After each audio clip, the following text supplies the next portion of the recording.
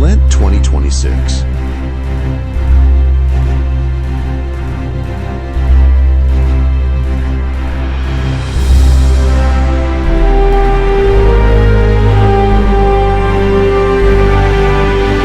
യോഹന്നാൻ 3:14 മോശ മരുഭൂമിയിൽ സർപ്പത്തെ ഉയർത്തിയതുപോലെ മനുഷ്യപുത്രനും ഉയർത്തപ്പെടേണ്ടതാകുന്നു. ഇസ്രായേൽ മക്കൾ മരുഭൂമി യാത്രയിൽ ദൈവത്തിനും മോശയ്ക്കും വിരോധമായി സംസാരിച്ചതിൻ്റെ ശിക്ഷയായി അഗ്നിസർപ്പങ്ങളുടെ കടിയേറ്റ് അവരിൽ അനേകർ മരിച്ചു. ജനങ്ങൾ അനുതപിച്ചപ്പോൾ അവർക്ക് രക്ഷയായി മോശ ഒരു പിച്ചള സർപ്പത്തെ ഉണ്ടാക്കി കൊടുത്തു.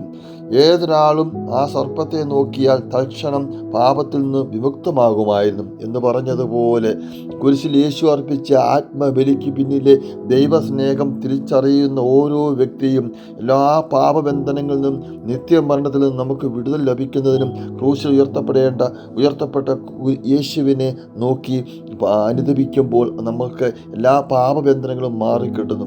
20 നൂറ്റാണ്ടുകളിലായി ജനങ്ങൾ അവങ്കിലേക്ക് നോക്കിയും ജീവൻ പ്രാപിക്കുകയും ചെയ്തു പോന്നുകൊണ്ടേയിരിക്കുന്നു. ക്രൂശനായ യേശുവിനെ നോക്കി ജീവൻ പ്രാപിക്കാൻ ഏവർക്കും സൽപ്രേരണ നൽകുക. ആമേൻ.